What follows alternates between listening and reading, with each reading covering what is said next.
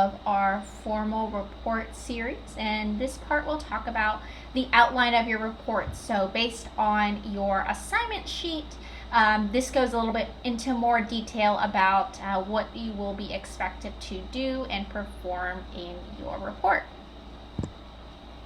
So one of the first things that you'll have in your report is a title page. So the title page, I would make it at least one page, and this counts as one of your pages.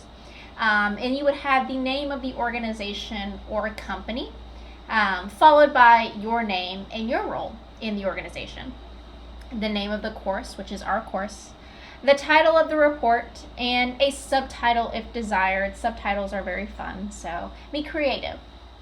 The date of submission, the organization logo, if you so wish, and the name of the project leader and their contact information. So try to make this look as professional as possible. I'm not going to be picky as far as like where you decide to put the logo, whether it's on the top right hand corner, in the middle, top, or just somewhere that is, or even at the bottom left hand corner. Bottom right hand corner. Whatever works. Just make sure that these things are presentable and look professional on this title page. Okay, so the report summary. This is going to be about 1 to 2 pages. So before you actually get into the actual report, I want you to provide a short report summary. So the summary would include the report's purpose, not the summary of the assignment that you're doing, but rather the exigence of the report itself based on your findings. So what is the report's purpose that you've written? What is the purpose of it being written? The research methods. This actually moves from your project. So think of your project as the method. Your project is the vehicle that helps you figure out what the larger social implications or main points you'll discuss in your project are. So how your project helps you understand the larger social actions needed.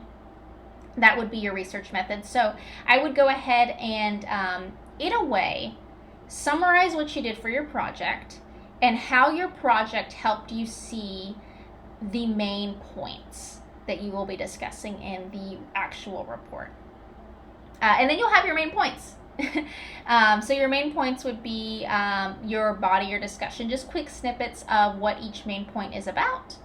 And then you'll have your conclusion, just a regular old conclusion wrapping up what you did and what you would like readers to take away from this. And then recommendations, any recommendations that you have moving forward in regards to the project, other projects, etc., etc. Sometimes the report summary is easier to write after you finish writing the actual report.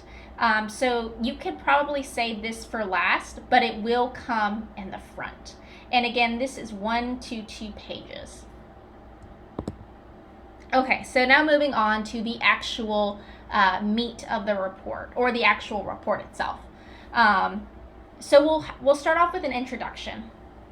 And each one of these, I expect you to have a header. So make sure to have a header so I know what exactly each part of the report is. So you'll have an introduction, which is the subject of the report. What is the subject of the report? What is the social action? Then you'll have the report's purpose. So that's a little bit more detail about what the report is about, the exigence of the report. And then plans for development. What do you expect to accomplish? What do you want your readers to know? You can always add more information to this later if you are unable to come up with that right at the very beginning. But what is the plan for development? Again, we want to look at the report as an actionable genre, as an advocacy genre, as something that moves forward. So what do you expect your readers to take away and do after they get finished reading your report? Okay, so this is actually the meat of the report.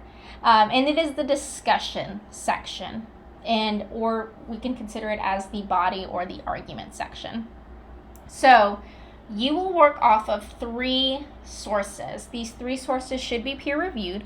And so you want to build your social implication argument.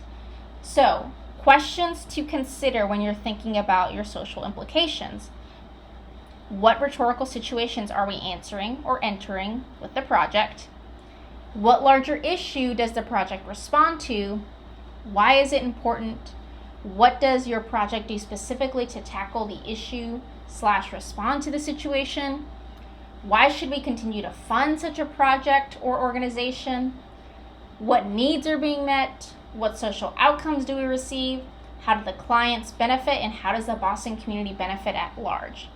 So I want you to think about their project itself and what social implications come with the project. An implication is something that is not explicitly stated. So what issues are not explicitly stated when you think about your project that your project is answering or meeting? So think socially, economically, politically, possibly Boston specific, educationally, health wise. What are the things that your project is responding to? What are the larger problems surrounding the project? And how does your project seek to answer them or enter this larger discourse? It may be helpful to start from the organization's mission and the project's exigence and then go from there. So start with things that you do know. You know, what is the mission of Little Brothers? What is the mission of Citizen Schools? Okay, how does my project seek to meet those missions? Okay, and then moving from there, what are the other unstated discussions that you are entering with this project? What are the other unstated issues that your project is meeting at large? So you're making an argument through your analysis of each article. You're going to analyze each article and then you're going to relate it back to your project. How does your project answer this social implication? It's going to be best to group your information, so make sure that each point gets its own heading, and you can name those headings as creatively as you'd like, but make sure that they are clear and consistent. So you'll have like at minimum three discussion points. And start with your strongest argument, of course. So always begin with your strongest argument and make your way down. So ultimately, what social needs does your project fulfill? This is moving beyond its primary exigence. Sure, you are, you're talking with elderly folks and helping them with technology. Okay, that's the primary exigence. What are the larger implications? What are the larger impacts this project is making? So I've included here two examples just to kind of get you all thinking. So the first one, perhaps you want to argue how your work with Citizen School through revamping the website helps bring in more visibility to the organization or better visibility to the organization. But the larger implication is if you have more visibility, then you would have more funds or funders, which will lead to a larger social implication like ensuring equal educational opportunity for students in Boston. So if you have a good working website, you're going to have more visibility, thus you're going to have more people funding it, which will then create which is then a relationship to the larger social implication or a response to the larger social implication of we're trying to create equal educational opportunity for students in Boston. A second example would be perhaps you're interviewing Little Brother members, right, to bring in more funds through the narratives that you write from the interviews. But the larger implication is such project and organization helps keep elderly folks off of antidepressants because they're socializing more. So this is a larger social implication, even health implication, right? That is being done here through the project, through your work. So think about what social, economic, political, health, educational things your project demands that your project is meeting, rhetorical situations that your project is meeting, and why your project is important, why your project should continue to persist, and then what other things can be done in the future to continue to respond to these social implications through the organization.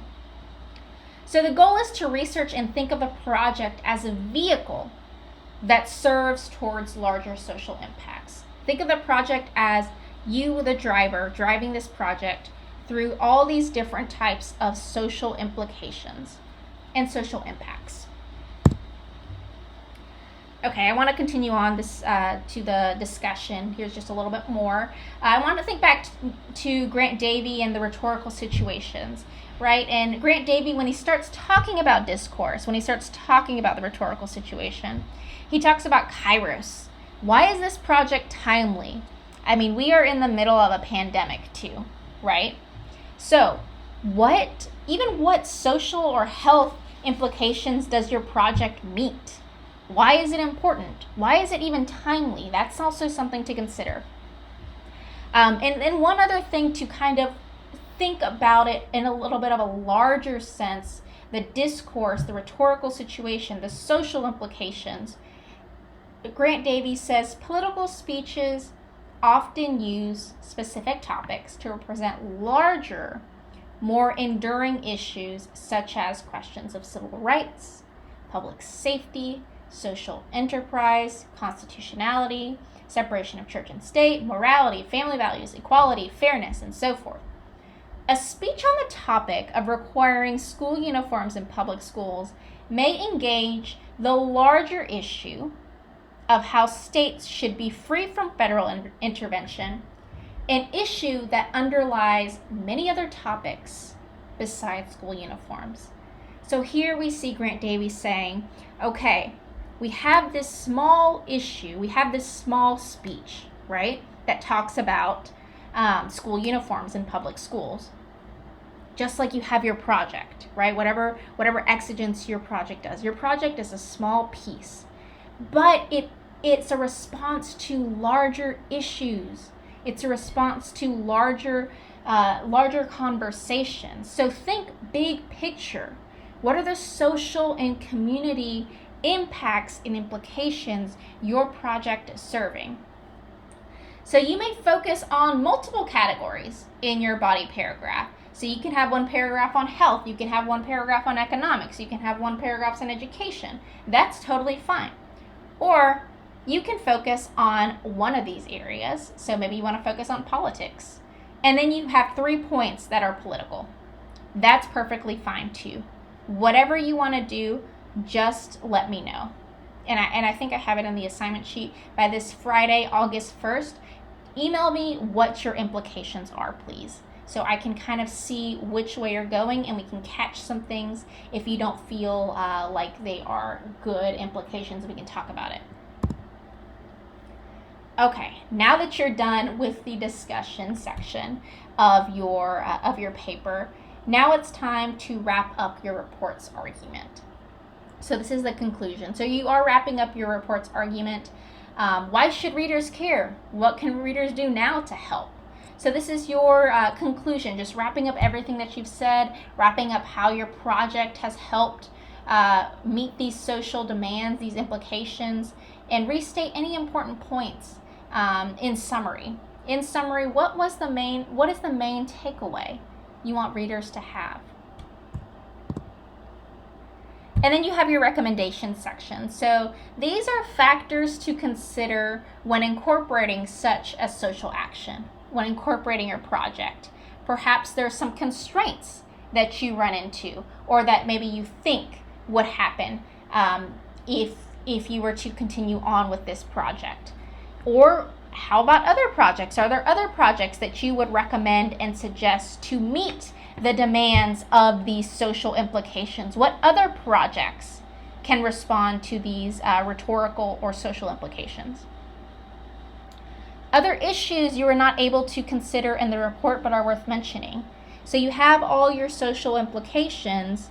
Now, are there other ones that perhaps you didn't get to talk about that you say, hey, these are not the only things that we should consider. We should also consider this and this as well. So think about that too. What other recommendations? Because again, a report is not supposed to be a final piece. It's always supposed to be something that looks forward. There's always something more to do. So what else is there left to do? What else is there left to research? What else is there left to think about?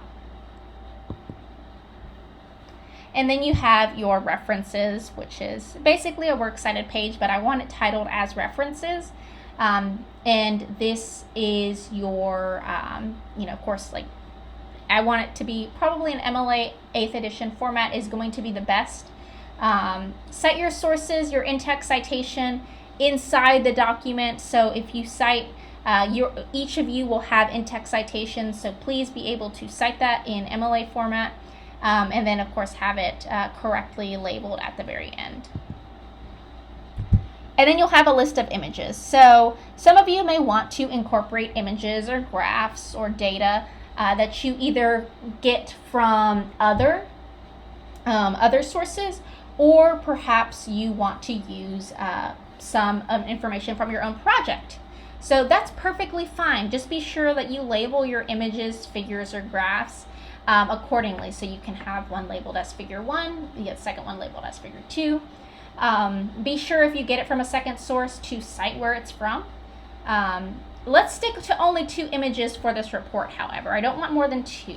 And let's not make it take up half of the page, okay? A fourth of the page is fine. No more than a fourth of the page. Don't make it huge. You may include visuals from your project to back up your claims. And if you decide to include a photograph of someone, let's say you're interviewing someone, and you want to include the Zoom, Zoom interaction, you want to take a picture of it, you need to ask for permission from them first. Please, please, please do not include a picture of someone without their permission. Be sure to ask them first. And then the submission, I would like you to submit a copy to Canvas via PDF format, as well as email a copy to the community partner just to show them, what you've learned so far, and I'm sure they'll really appreciate it. I believe that is, So that's it for part 2. If you have any questions, let me know. I'm happy to meet with you all during my office hours or any other time. I'm really letting this project be sort of, I'm not making it really strict. So I really want to hear what your thoughts are, how you're working through these projects, what, just community-wise, broadly thinking through your project and what needs you see being met, or what conversations you see your project entering into. Just thinking very broadly and arguing why those are important. If you have any questions, again, just reach out to me.